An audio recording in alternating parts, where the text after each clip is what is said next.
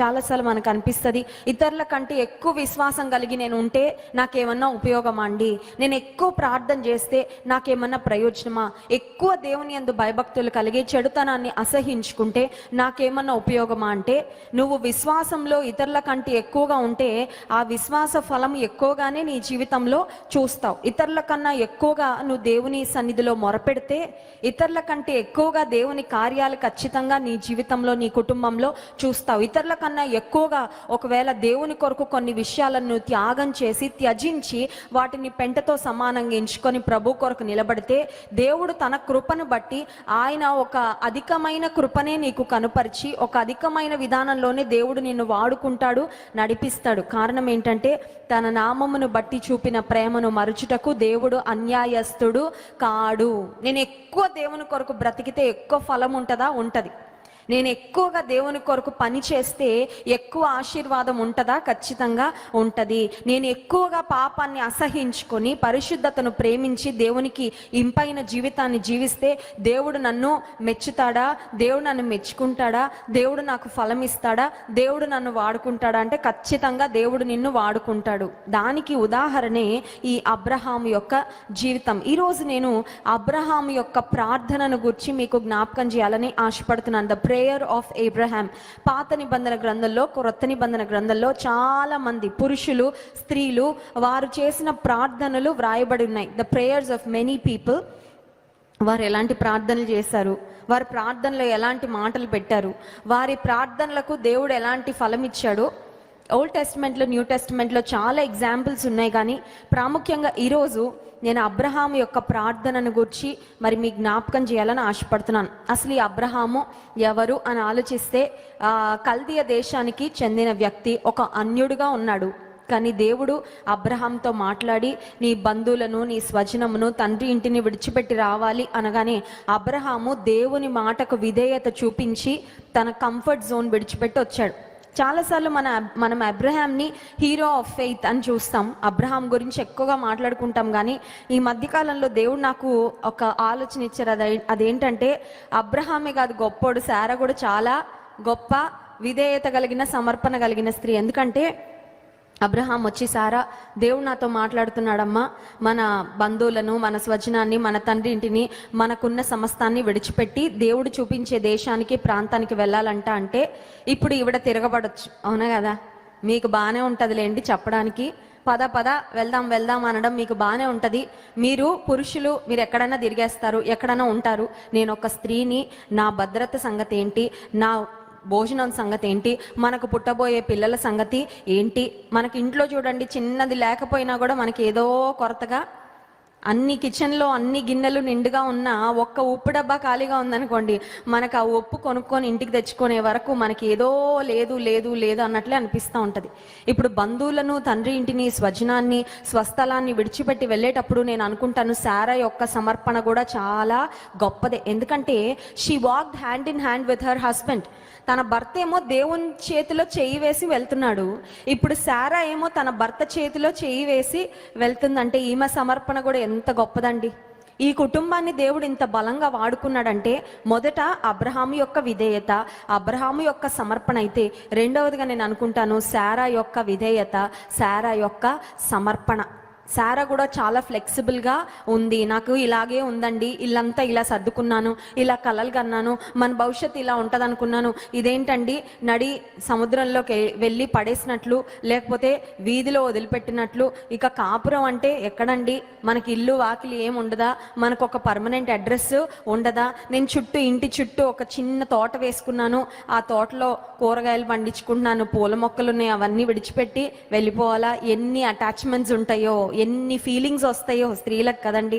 మన ఇంట్లో పాత వస్తువు తీసి బయటపడేయాలంటేనే చాలా ఫీలింగ్స్ వచ్చేస్తూ ఉంటాయి. అందుకని స్త్రీలు, భారతదేశపు స్త్రీలంట ఇంట్లో పాతవేవి పడేయరంట. నేను మన చర్చ్లో ఒక కుటుంబంని దర్శించడానికి వెళ్ళినప్పుడు వారు నాకు హోమ్ టూర్ ఇచ్చారు. సిస్టర్, మీరు ఫస్ట్ టైం వచ్చారు, మా ఇల్లంతా చూడాలంటే వాళ్ళ ఇల్లు వెళ్ళి చూస్తా ఉన్నాను. చాలా బాగుందండి, సూపర్గా ఉంది, చాలా బాగా చేయించుకున్నారు అంతా అని చెప్తూ ఉంటే, కిచెన్ రూమ్కి వెళ్ళగానే ఇరుగ్గా ఉందండి.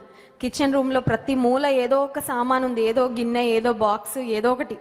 అయితే ఆ బ్రదర్ ఏం చెప్పారంటే, మా ఆవిడికి పాత వస్తువులు పడేయడం అస్సలు ఇష్టం ఉండదండి, ప్రతిదానికి ఏదో ఒక లింక్ పెట్టుకొని ఇది మళ్ళీ ఎప్పుడో ఉపయోగపడుతుందని అలా ఉంచుతుందండి. 4 కుక్కర్లు, 5 రోళ్ళు ఇవన్నీ ఉపయోగపడతాయండి, అవసరం ఉండదు. కానీ ఏమో ఎప్పుడైనా ఉపయోగపడతాయేమో అని ఒక ఫీలింగ్.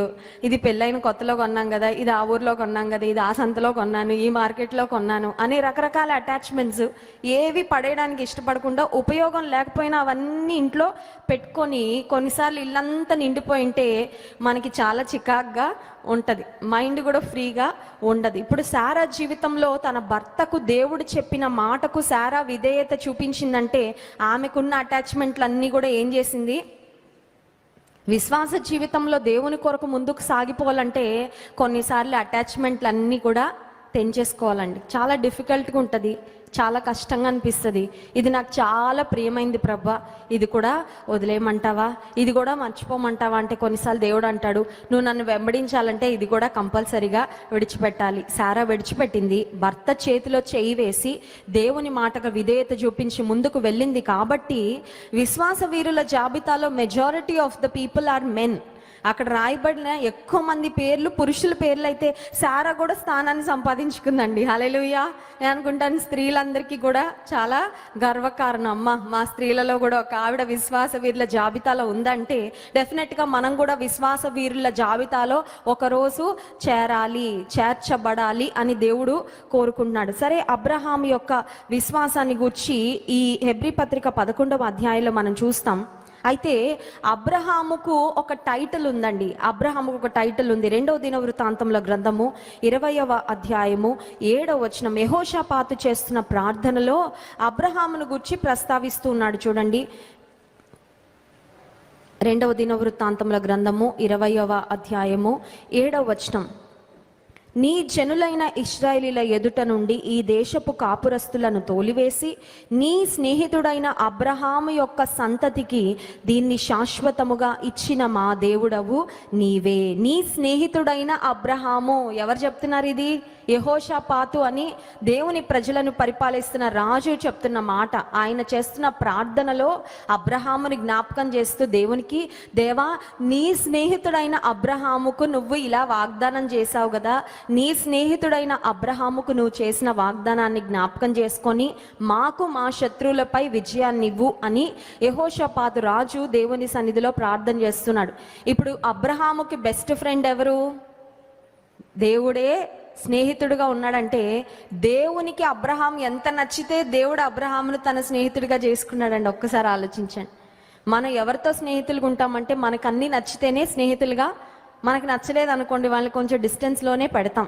వారు ఒకవేళ మనకి దగ్గరగా రావాలని ప్రయత్నించినా మనం కొన్నిసార్లు అవకాశం ఇవ్వం. వాళ్ళు మనకి పరిపూర్ణంగా నచ్చి మన మనస్తత్వానికి వారు సరిపోతారు అని అనిపించినప్పుడే ఇంకొకరిని మన దగ్గరికి మనం చేర్చుకుంటాం.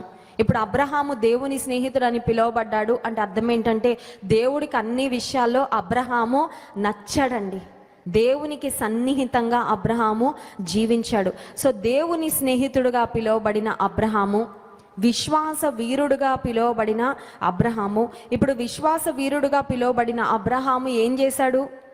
విశ్వాస వీరుడుగా ఉండి ఏం సాధించాడు అంటే అబ్రహాము యొక్క విధేయత. చూడండి, హెబ్రీ పత్రిక 11వ అధ్యాయము 8వ వచనం.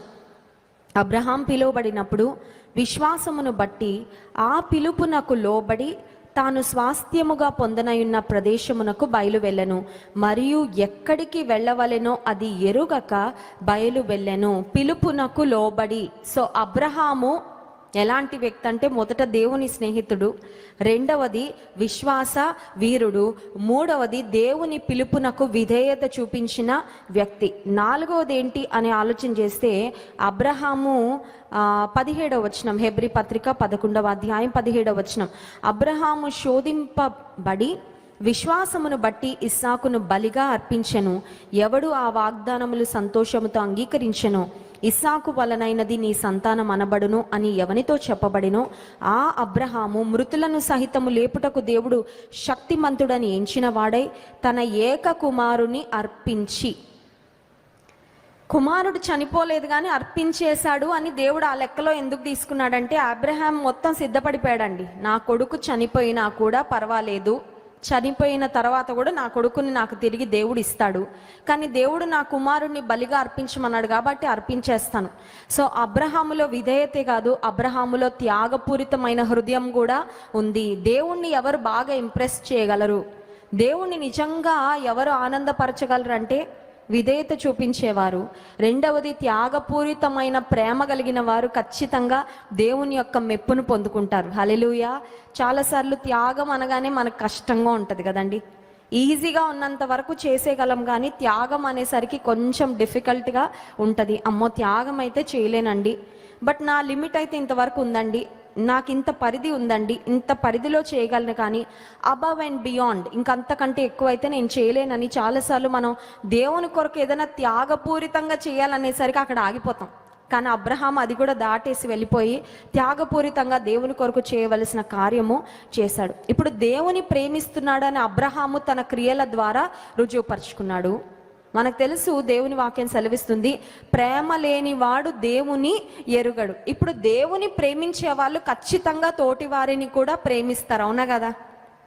పలానా వ్యక్తి అండి దేవుని చాలా ప్రేమిస్తాడండి, కానీ తన చుట్టూ ఉన్న వారిని ద్వేషిస్తాడండి అనే మాట వచ్చింది అనుకోండి, అంటే నిజంగా అసలు ఆ వ్యక్తి దేవుణ్ణి కూడా ప్రేమించడు అన్నమాట. ఎందుకంటే దేవుని ప్రేమించే వ్యక్తి అయితే ఖచ్చితంగా తన తోటి వారిని, సాటి వారిని, కుటుంబీకులను, బంధువులను ఖచ్చితంగా ప్రేమిస్తాడు. ఇప్పుడు అబ్రహాము దేవుని స్నేహితుడు, దేవుని చేత ప్రేమించబడిన వాడు, దేవుని బహుగా ప్రేమించిన వాడు. ఈ అబ్రహాము దేవుని ప్రేమిస్తున్నాననే కాదు రుజువు చేసుకుంది, ఆయన తన తోటి వారిని కూడా ప్రేమిస్తున్నాడు అని అబ్రహాము తన జీవితంలో రుజువు చేసుకున్నాడు. ఎలా అని ఆలోచన చేస్తే, అబ్రహాం యొక్క తమ్ముని కుమారుడు అనే మాట మనం చూస్తాము. లోతు విషయంలో, లోతు సొదొమ గొమొర అనే ప్రాంతానికి వెళ్ళి కాపురం ఉన్నాడు. నిజానికి కల్దీయ దేశాన్ని విడిచిపెట్టి వచ్చినప్పుడు దేవుని మాటకు విధేయత చూపించి అబ్రహాము శారా బయలుదేరినప్పుడు లోతు అంటాడు, అబ్రహాము నీతో పాటు నేను కూడా వస్తానయ్యా, నీతో పాటు నేను కూడా సాగిపోతాను, దేవుని మాటకి నేను కూడా విధేయత చూపించి నీ అడుగుజాడల్లో నేను వెళ్తానని లోతు బయటకు వచ్చాడు. కానీ వచ్చిన తర్వాత దేవుడు అబ్రహామును బ్లెస్ చేస్తున్నాడు, లోతును బ్లెస్ చేస్తున్నాడు. అబ్రహాము యొక్క పనివారికి, లోతు యొక్క పనివారికి గొడవ వచ్చింది కాపరులకు. అప్పుడు మరొక నిర్ణయం తీసుకుంటారు. అబ్రహాం ఏమంటాడంటే, నీవు నేను బంధువులం కాబట్టి మన మధ్యలో ఎలాంటి కలహాలు ఉండడం మంచిది కాదు, కాబట్టి సమాధానంతో మనం విడిపోవడం మంచిది. దగ్గరుండి తన్నుకుంటూ కొట్టుకుంటూ ఉండడం కంటే అది దేవుని నామానికి అవమానం. సమాధానంగా విడిపోయి ఎవరి దారిన వారు వెళ్తే అది మంచిదని అబ్రహాం ఒక మంచి సలహా చెప్తాడు. ఆ సమయంలో లోతు అనుకుంటాడు, ఇప్పుడు అబ్రహాం ఒక వైపుకు వెళ్తే నేను ఒక వైపుకు వెళ్ళాలి, కాబట్టి అబ్రహాము నాకు ఫస్ట్ చాయిస్ ఇస్తే బాగుండు అనుకుంటారు. ఇప్పుడు 2 చీరలు ఎవరైనా కొనుక్కొచ్చారు అనుకోండి, మనకి రెండిట్లో ఒకటి నచ్చుతుంది బాగా కదా, 2 ఒకటేలాగా ఎప్పుడు ఉండవు, ఒకటి బెస్ట్ ఉంటుంది యూజువల్గా. అది ముందు ఎంచుకోవడానికి నాకు ఛాన్స్ వస్తే బాగుండని ఎవరైనా అనుకుంటారు కదండి. ఈవెన్ పురుషుల్లో కూడా, ఫర్ ఎగ్జాంపుల్ మీ ముందు ఎవరైనా ఒక 2 విషయాలు పెట్టి నీకేది నచ్చిందో అది ముందు తీసుకో అంటే చాలా ఆనందపడిపోయి బెస్ట్ మనం సెలెక్ట్ చేసుకుంటాం. ఇప్పుడు అబ్రహాం అన్నాడు లోతుతో, లోతు నీ ముందున్నాయి ఈ 2 స్థలాలు, 2 ప్రదేశాలు, నీకేది కావాలో నువ్వు ఎంచుకో అనగానే లోతు చాలా ఆనందపడిపోయాడు. తన కళ్ళకు బెస్ట్గా ఏది కనబడిందో సొదొమ గొమొర ప్రాంతాన్ని ఎంచుకొని అనుకున్నాడు, నన్ను మించిన జ్ఞానవంతులు ఇంకెవరు లేరు, నన్ను మించిన తెలివైన వారెవరు లేరు, నా కళ్ళకి ఎంత బాగా కనబడుతుంది కాబట్టి నేను అక్కడికి వెళ్ళాక బాగా ఫ్లరిష్ అవుతాను, బాగా బ్లెస్ అవుతానని తన కంటికి కనబడిన దాన్ని బట్టి తీర్మానం తీసుకొని, నిర్ణయం తీసుకొని లోతు వెళ్ళిపోయాడు. వెళ్ళిపోయిన తర్వాత నిజానికి ఆ ప్రాంతము కంటికైతే పచ్చగా ఉంది, పంటలైతే బాగా పండుతున్నాయి. అక్కడికి వెళ్ళాక భౌతిక పరంగా అయితే లోతు తన కుటుంబం దీవించబడ్డారు, కానీ ఆత్మీయంగా ఎన్ని రకాలైన పాపాలు, భ్రష్టత్వము ఉంటాయో అవన్నీ కూడా ఆ స్థలంలో ఉన్నాయి. సో లోతుకు అక్కడ వెళ్ళిన తర్వాత ఖచ్చితంగా అర్థమైంది ఏమనంటే, ఇది చాలా భయంకరమైన పాపముతో నిండిన ప్రదేశం. అది చూసినప్పుడన్నా లోతు బయటకు వచ్చేసి ఉంటే బాగుండు కదండి.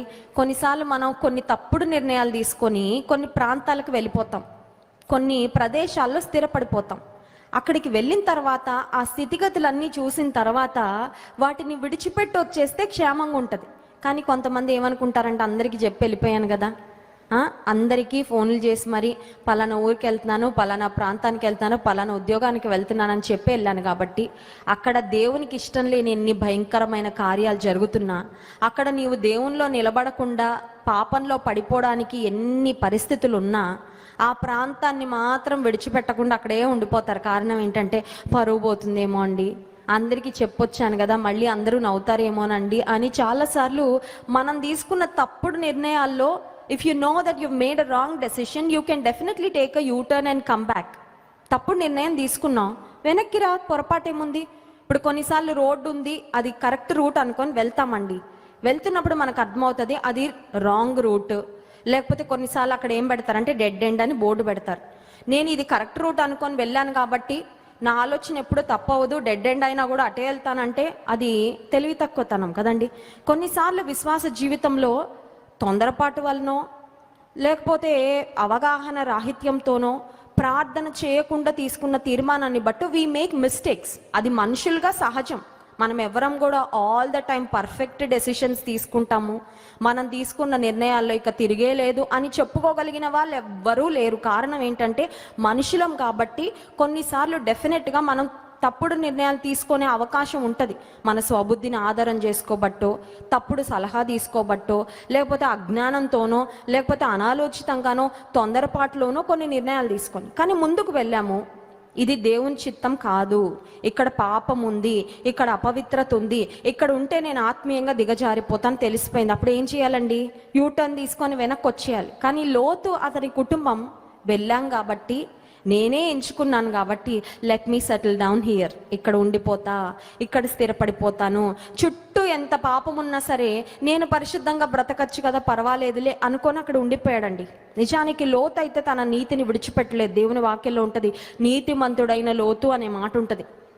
అంటిల్ ది ఎండ్, ఆఖరు వరకు తన విశ్వాసాన్ని అయితే లోతు కాపాడుకున్నాడు. కానీ ఆ లోతు వెళ్ళిన ప్రాంతంలో ఉన్న ప్రజలు భయంకరమైన పాపంలో జీవిస్తుంటే దేవుడు చూసి తట్టుకోలేక, చూడండి ఆదికాండం 18వ అధ్యాయము, ఆదికాండము 18వ అధ్యాయము 17వ వచనం. అప్పుడు యెహోవా, నేను చేయబోవు కార్యము అబ్రహామునకు దాచెదనా? అబ్రహాము నిశ్చయముగా బలము గల గొప్ప జనమగును, అతని మూలముగా భూమిలోని సమస్త జనములను ఆశీర్వదించబడును. దేవుడు అనుకున్నాడంట, అబ్రహాముతో నేను చేయబోయే కార్యాన్ని గురించి చెప్పకుండా ఉండగలనా? బాగా క్లోజ్ ఫ్రెండ్స్ అంటే ఏదైనా సీక్రెట్స్ ఉంటే మనం చెప్పకుండా ఉండగలమండి? అస్సలా ఉండలేం కదండి. బాగా క్లోజ్ ఫ్రెండ్స్ అంటే సంవత్సరం తర్వాత కలుసుకున్న, 2 సంవత్సరాల తర్వాత కలుసుకున్నా, లాస్ట్ టైం మాట్లాడుకున్నప్పుడు ఎక్కడ వదిలేసామో అక్కడ నుంచి మొదలు పెడతాం, అవునా కదా? అప్పుడు అక్కడ వరకు చెప్పాను కదా, ఆ తర్వాత ఏమైందంటే అని మొదలు పెడతాం కదండి. మొదలుపెట్టి ఇక లోపల ఏమేమి ఉన్నాయో మొత్తం చెప్పి చెప్పి చెప్పి చెప్పి బాగా క్లోజ్ ఫ్రెండ్స్ అయితే మనకి టైమే తెలీదు.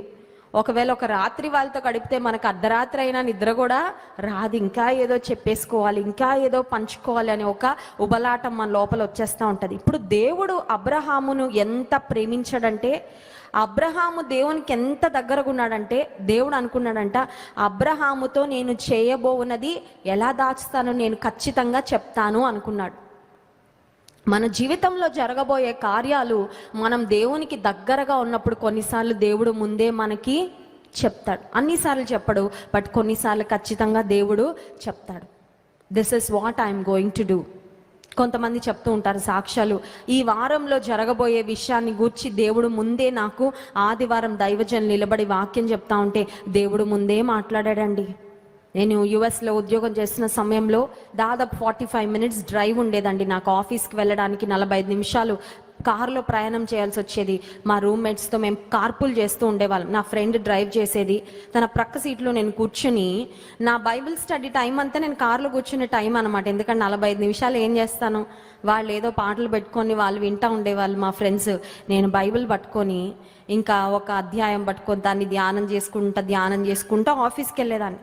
కానీ కొన్నిసార్లు చాలా ఆసక్తికరమైన విషయం ఏంటంటే, ఆ రోజు నేను ఏ పరిస్థితి ఎదుర్కోబోతున్నానో ఆ రోజు ఉదయమే నా డైలీ పోర్షన్ ద్వారా దేవుడు నాతో మాట్లాడేవాడు. చాలా నేను షాక్ అయిపోయేదాన్ని, ప్రభా నాకు ఈరోజు ఎలాంటి పరిస్థితి రాబోతుందో అది నీకు ముందే తెలుసు కాబట్టి నన్ను ముందే నీ వాక్యం ద్వారా నీవు సిద్ధపరిచావా, థ్యాంక్ యూ లార్డ్. ఇప్పుడు చూడండి, వర్షాకాలం వచ్చింది, ముందే వర్షం ఇంటి నుండి బయలుదేరేటప్పుడు లేకపోయినా దేవుడు నిన్ను రెయిన్ కోట్ వేసుకోమన్నాడు అనుకోండి, నువ్వు వేసుకొని బయలుదేరితే భార్య అంటది, అన్న పిచ్చా అండి మీకు, బయట వర్షం లేదు ఏం లేదు, ఎందుకంటే వేసుకొని వెళ్తున్నారంటే లేదు లేదు నాకు ప్రభు చెప్పాడు నేను వేసుకున్నాను బయలుదేరారు. ఫర్ ఎగ్జాంపుల్, మీరు సగం దూరం వెళ్ళేసరికి కుండపోత వర్షం కురిసింది, అప్పుడు మీరు తెలివి లేని వారు అవుతారా, తెలివి కలిగిన వాళ్ళు అవుతారా? ఇప్పుడు విశ్వాసం అంటే అది.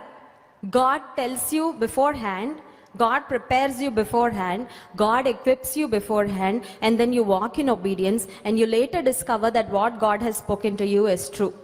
దేవుడు మాట్లాడాడు, అది కరెక్టే అని నీకు కొద్ది సమయం తర్వాత నీకు తెలుస్తుంది, కానీ నువ్వు దేవుడు చెప్పిన మాటను విని నమ్మి నువ్వు ముందుకి వెళ్తావు అన్నమాట.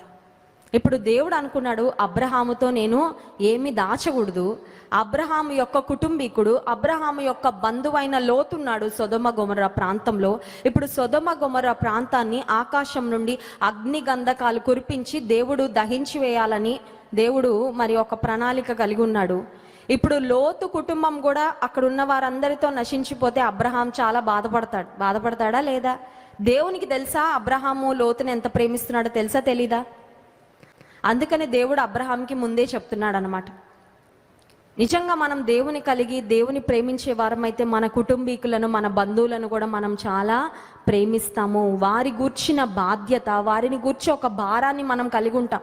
వారు ఎటుపోతే పోనీలేండి, వాళ్ళకి ఏమైతే అవ్వనీలేండి అని చాలాసార్లు మనము పట్టించుకోనట్లుగా వ్యవహరించాము. ఇప్పుడు ఎప్పుడైతే దేవుడు అబ్రహాముతో సొదొమ గొమొర్రా మీదకి రాబోతున్న ఆ భయంకరమైన పరిస్థితులను గురించి దేవుడు తెలియజేశాడో, ఇప్పుడు అబ్రహాము దేవుని సన్నిధిలో హీ స్టార్టెడ్ ప్లీడింగ్, బ్రతిమలాడుతున్నాడు. చూడండి, ఆదికాండం 18వ అధ్యాయము 26వ వచనం. యెహోవా, సొదొమ పట్టణములో 70 మంది నీతిమంతులు నాకు కనబడిన ఎడల వారిని బట్టి ఆ స్థలమంతటిని కాయుదుననెను. అందుకు అబ్రహాము, ఆ ముందు వచనం చూద్దాం, 25వ వచనం.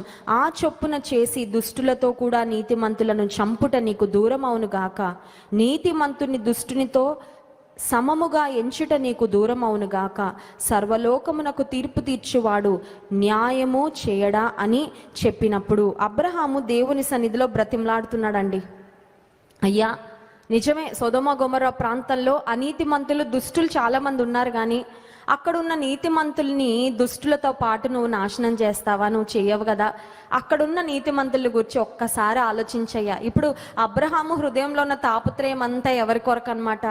అబ్రహాము యొక్క బంధువు అయిన లోతు కొరకు, అతని కుటుంబం కొరకు. ఇప్పుడు అబ్రహాము ఆలోచన చేయొచ్చు ఏమనంటే, దేవుడు ఒక్కసారి నిర్ణయం తీసుకుంటే దేవుడు మార్చుకోడు కదా. దేవుడు మాట మార్చడు, కొన్నిసార్లు ఆయన మనసు కూడా మార్చుకోడు. ఆయన ఏదన్నా అనుకున్నాడంటే అది ఆయన చేసి తీరుతాడు, ఎందుకంటే దేవుడు నిన్న నేడు నిరంతరము ఏకరీతిగా ఉన్నాడు. ఇప్పుడు ఇంకా లోతును నేను కోల్పోతానులే, I'm going to miss Lot and his family, లోతు అతని కుటుంబం నశించిపోతుందిలే అని అబ్రహాము మౌనంగా కూర్చోలేదు. కొన్నిసార్లు మనకు అర్థమైపోతుంది, పలానా వ్యక్తులు ఉన్న పరిస్థితులను బట్టి ఖచ్చితంగా వారి మీదకి దేవుని కోపము వస్తుంది. అలా వస్తుంది అని తెలిసినప్పుడు మౌనంగా దేవుని బిడ్డలు ఉండడానికి వీలు లేదు. ఇప్పుడు అబ్రహాము దేవుని ఎదుట ముందే ఏం చేస్తున్నాడంటే ధైర్యం తెచ్చుకుంటున్నాడు, ఎందుకంటే దేవుడు తీసుకున్న నిర్ణయానికి ఎదురెళ్తున్నాడు కదండి. ఇప్పుడు God Hess already decided, God Hess already made up his mind to destroy the cities of Sodom and Gomorrah. Sodom Gomorrah ప్రాంతాలను నశింపచేయాలని దేవుడు ఆల్రెడీ నిర్ణయం తీసేసుకున్నాడు. అక్కడున్న ప్రజల యొక్క పాపం కూడా అంత భయంకరంగా ఉంది. సో ప్రేమ కలిగిన దేవుడు నిర్ణయం తీసుకున్నాడంటే ఆయన నీతి న్యాయంతోనే తీసుకున్నాడు. కానీ అబ్రహాము ఇప్పుడు దేవుని మాటకు ఎదురు వెళ్తూ దేవుని బ్రతిమలాడడానికి వెళ్తున్నాడంటే, అబ్రహాము యొక్క ప్రార్థనలో మొదట మనకి ఏం కనబడుతుందంటే ధైర్యము. ఇప్పుడు దేవుని ఎదుట వెళ్ళి నిలబడడానికి ధైర్యం ఎందుకు కావాలి అని ఆలోచన చేస్తే కొన్నిసార్లు మనకు అనిపిస్తుంది, అసలు నేను అడగడానికి అర్హురాలినేనా, నేను అడగడానికి అర్హుడనేనా? కొన్నిసార్లు అపవాదం అంటాడు, ఉపవాస ప్రార్థనకి వెళ్ళి ఏం అడుగుతావు, నిన్నేం చేసావు నీకు గుర్తుందా, మొన్న ఏ అబద్ధం ఆడావో నీకు గుర్తుందా, లేకపోతే పలానా వారంలో నువ్వు ఏం ఆలోచన చేసావో, ఎలాంటి పాపపు ఆలోచన చేసావు, ఇవాళ ప్రార్థన చేద్దామని మీరు ఒక నిర్ణయం తీసుకుంటే పొద్దున ప్రార్థన తప్ప మీకు అన్ని పనులు గుర్తు చేస్తాడు. ఎప్పుడైనా అయిందండి ఎక్స్పీరియన్స్? కంటి ముందు కనబడే ప్రతిదీ ఒక పనిలాగే కనబడుతూ ఉంటుంది మీకు. ప్రార్థనకి కూర్చుందాం అనుకున్నప్పుడే ఎవరెవరో తెలియని వాళ్ళందరూ వచ్చి తలుపు కొడతా ఉంటారు. ఎందుకంటే అపవాదికి ప్రార్థన చేయడం మనము ఇష్టం లేదు. ఎందుకంటే ప్రార్థన చేస్తే నువ్వు దేవునికి దగ్గర అవుతావు, ప్రార్థన చేస్తే నీ పరిస్థితులు మారుతాయి. That is the last thing the devil wants to see. ఇప్పుడు అబ్రహాము సైలెంట్గా ఊరుకోవచ్చు కదండి. దేవుడు ఆల్రెడీ డిసైడ్ అయిపోయాడు. God Hess already made up his mind. అన్ని లోతు కొరకు ఏడుస్తా కూర్చోవచ్చు, కానీ ఏడుస్తా కూర్చోట్లా, మౌనంగా కూర్చోట్లేదు. దేవుని దగ్గర వెళ్ళి బ్రతిమలాడుకుంటాను. హెబ్రీ పత్రిక 4వ అధ్యాయము 16వ వచనం చూడండి. హెబ్రీ పత్రిక 4వ అధ్యాయము 16వ వచనం.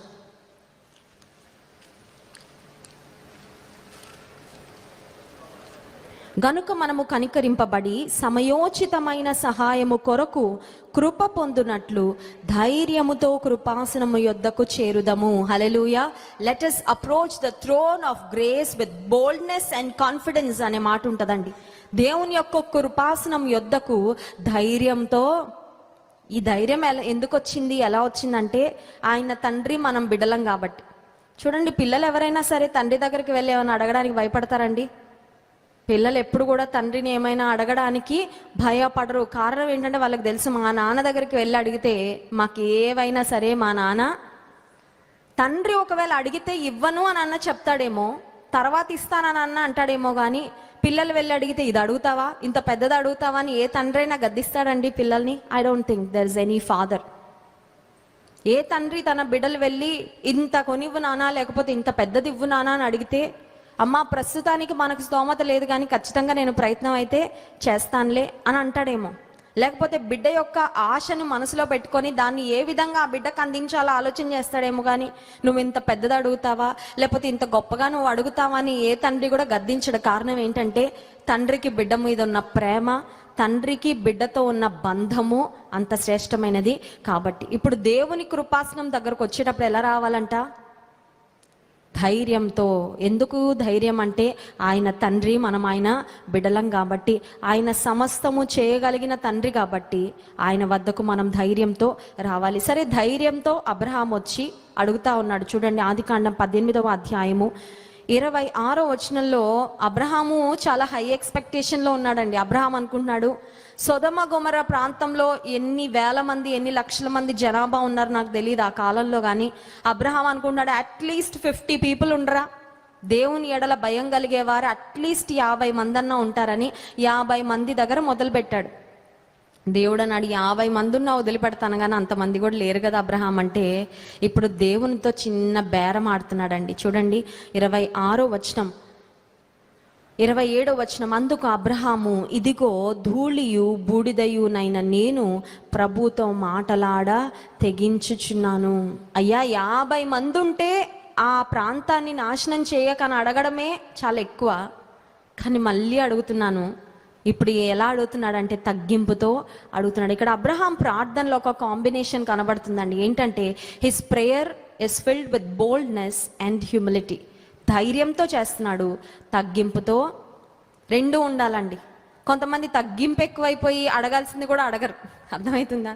తగ్గించుకొని తక్కువ ప్రార్థన చేద్దాంలేండి, ఎందుకంటే బాగా తగ్గించుకోవాలి కదా, ఇంతే అడుగుదాం చాలు.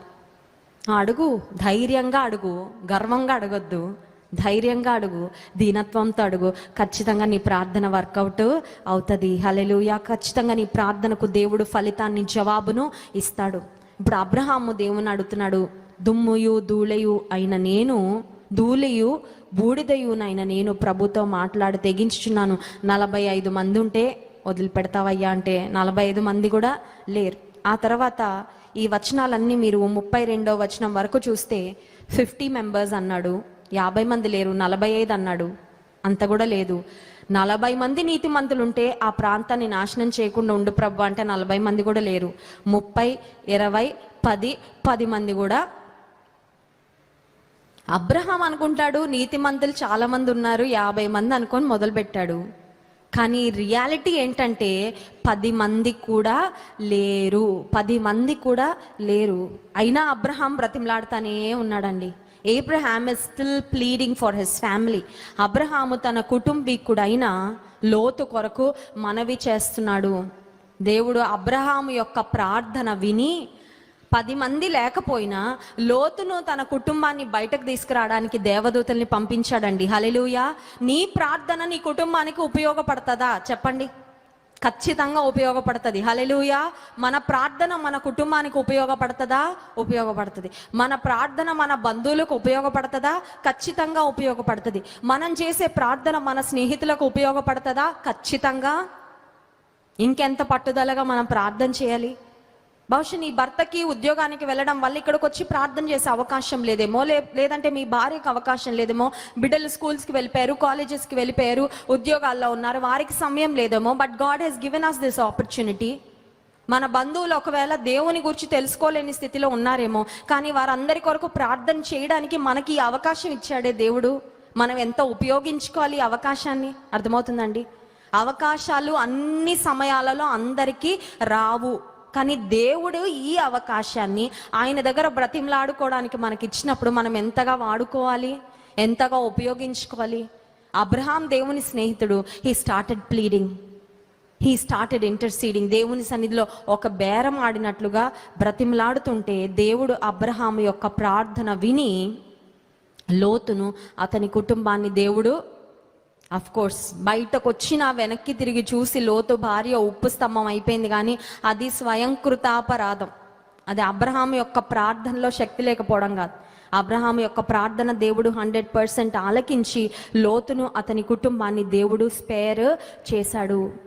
అయితే నేను ఇక్కడ అడగాలనుకున్న ఒక ప్రశ్న ఏంటంటే, అబ్రహాము దేవుని ప్రేమించి తన కుటుంబీకులను తన బంధువులను కూడా ప్రేమించిన వ్యక్తిగా ఉంటే, ఈరోజు నా ప్రశ్న ఏంటంటే, మనము ఎంతగా మన కుటుంబీకులను, మన బంధువులను, మన స్నేహితులను ప్రేమిస్తున్నామంటే వాళ్ళకి ఏదో బహుమానాలు కొనివ్వడం, వాళ్ళకి ఏదో బట్టలు ఇవ్వడం, లేకపోతే వారికి ఏదైనా ఆర్థికంగా సమస్యల్లో ఉంటే వారికి డబ్బులు ఇవ్వడం, వారికి ఏదో ఒక విధంగా ఫిజికల్గా వాళ్ళకి ఏదో ప్రొవైడ్ చేసి వాళ్ళని ప్రేమిస్తున్నామని చూపించడం కాదు.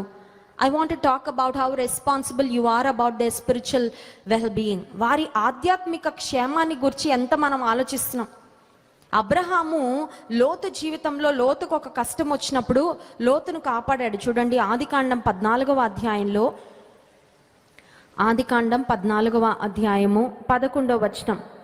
అప్పుడు వారు సొదొమ గొమొర్రాల ఆస్తి యావత్తును వారి భోజన పదార్థములన్నీ పట్టుకొని పోయిరి. మరియు అబ్రాము సోదరుని కుమారుడైన లోతు సొదొమలో కాపురముండెను గనుక అతని ఆస్తిని పట్టుకొని పోగా, తప్పించుకొనిన ఒకడు వచ్చి హెబ్రీయుడైన అబ్రహామునకు ఆ సంగతి తెలిపెను. అప్పుడతడు ఎష్కోలు సహోదరుడును అన్లేరు సహోదరుడైన మమ్రే అను అమోరీని ఏలోను వనములో కాపురముండెను. 14వ వచనం. అబ్రాము తన తమ్ముడు చెరపట్టబడినని విని తన ఇంట పుట్టి అలవర్చబడిన 318 మండుగురిని వెంట పెట్టుకొని దాను మట్టుకు ఆ రాజులను తరిమి, 16వ వచనం, ఆస్తి యావత్తు తిరిగి తెచ్చి తన తమ్ముడైన లోతును అతని ఆస్తిని స్త్రీలను ప్రజలను తిరిగి తీసుకొని వచ్చెను. హల్లెలూయా. లోతుకు ఒక కష్టం వస్తే, లోతు మీద అన్య రాజులు వచ్చి సొదొమ గొమొర్రా ప్రాంతంలో లోతును అతని ఆస్తిని అతని కుటుంబాన్ని తీసుకొని వెళ్ళిపోతే, అబ్రహాము తన దగ్గరున్న వారందరినీ, సైన్యాన్ని, మనుషులను వెంట పెట్టుకొని వెళ్ళి వారితో పోరాడి వాళ్ళ ప్రాణాలు కాపాడి వారి ఆస్తిని కాపాడాడండి. కానీ ఇక్కడ పరిస్థితి ఏంటంటే, లోతు మీదకి మరణమే వచ్చింది. లోతు ఏదో జస్ట్ ఆస్తినో కుటుంబీకులనో కోల్పోలేదు. His whole family, everything he has is going to be destroyed. లోతు యొక్క కుటుంబము, లోతు యొక్క సమస్తము, లోతు యొక్క ప్రాణాన్ని కూడా కోల్పోయే పరిస్థితి వస్తే, ఇప్పుడు అబ్రహాం అనుకుంటున్నాడు, నేను వెళ్ళి పోరాడడానికి, జయం పొందడానికి, సాధించడానికి ఏం లేదు, ఇక చేయగలిగిందల్లా వారి కొరకు ప్రార్థన చేయడమే, దేవుని సన్నిధిలో మొరపెట్టడమే. నీ బంధువులు గురించి, నీ స్నేహితులను గురించి ఆధ్యాత్మికంగా నీవు బాధ్యత తీసుకుంటున్నావా? దేవుని కలిగిన మనమే బాధ్యత తీసుకోవాలండి. ఎందుకంటే వారికి రక్షణను గుర్చిన విలువ తెలీదు, వారికి పరలోక రాజ్యాన్ని గుర్చిన విలువ తెలీదు, వారి మీదకి ఏ నిత్య నాశనం రాబోతుందో దేవుని ఎరుగని వారికి they do not know what kind of a destruction is ahead. వారి ఎదుట ఉన్న భయంకరమైన పరిస్థితులు ఏంటో వారికి తెలియదండి. కానీ ప్రభువులో ఉన్న మనకి తెలుసు. మన యొక్క బంధువులు, మన యొక్క స్నేహితులు, మన యొక్క కుటుంబీకులు, దేవుని ఎరుగని వారు ఎటువంటి నిత్య నరకాగ్నికి వెళ్ళబోతున్నారో మనకి తెలుసు, వారికి తెలీదు. కానీ వారిని ప్రేమించేవారిగా మనం ఏం చేయాలంటే, అబ్రహాము వలె దేవుని సన్నిధిలో వారి కొరకు మొరపెట్టాలి, ప్రార్థన చేస్తున్నానండి, ఏం కనబడట్లేదండి మార్పు. అంటే మార్పు కనబడే వరకు ప్రార్థన చేయాలి. హల్లెలూయా. ప్రార్థన అంటే అర్థం ఏంటంటే పుష్ అంట. పుష్ అంటే తోయడం కదా. ఇప్పుడు బీరువా, మీరు ఇంట్లో ఒక ప్లేస్ మారుస్తున్నారు, ఇల్లు మారుతున్నారు, బీరువా తోస్తుంటే బాగా బరువుగా ఉందండి అని అక్కడ వదిలేసి వెళ్ళిపోతామండి కొత్త ఇంటికి. యు పుష్ ఇట్ కదా, you push it harder and harder కదిలే వరకు. ప్రార్థన అంటే కూడా it's a kind of pushing. PUSH. దాని ఫుల్ ఫామ్ ఏంటంటే pray until something happens. Push, PUSH, pray until something. Abraham బ్రతిమలాడుతానే ఉన్నాడు, బేరమాడుతానే ఉన్నాడు. Lord, I will not stop praying until you protect my family. దేవా, నువ్వు నా కుటుంబాన్ని కాపాడుతాననే వరకు నేను ప్రార్థన చేస్తూనే. మనమేమో అలసిపోతాం, మనమేమో మర్చిపోతాం కదండి. మనమేమో కొద్ది రోజులు ప్రార్థన చేసి ఏం మార్పు రావట్లేదండి, ఇంకా కఠినం అయిపోతున్నారండి, ఇంకా పాపంలో మునిగిపోతున్నారండి, ఇంకా దేవుడికి దూరం అయిపోతున్నారండి, అందుకని నేను ఇంకా ప్రార్థన చేయడం మానేస్తానని కొన్నిసార్లు మనము ప్రార్థన యందు ఆసక్తిని లేని వారముగా, ఆసక్తిని కోల్పోయే వారముగా ఉంటాము. కానీ ఈరోజు అబ్రహాము యొక్క ప్రార్థన తన సహోదరుని కుమారుడైన లోతును, అతని కుటుంబాన్ని ఎలా కాపాడిందో దేవుడు మనకి జ్ఞాపకము చేశాడు. మనకి యోబు జీవితాన్ని గురించి కూడా మనం చూసినట్లయితే, యోబు తన స్నేహితుల కొరకు ప్రార్థన, ఇతరుల కొరకు మనం చేసే ప్రార్థన దేవుడు వింటాడా? ఖచ్చితంగా వింటాడు. చాలా మంది అన్యులు మాతో చెప్పే మాట ఏంటంటే, వారిని ప్రేమించు అని దేవుడు చెప్పాడు. కాబట్టి ఆయన ఆజ్ఞను మనం శిరస వహిస్తూ అందరినీ ప్రేమించి అందరి క్షేమాన్ని మనము కోరుకునే వారు.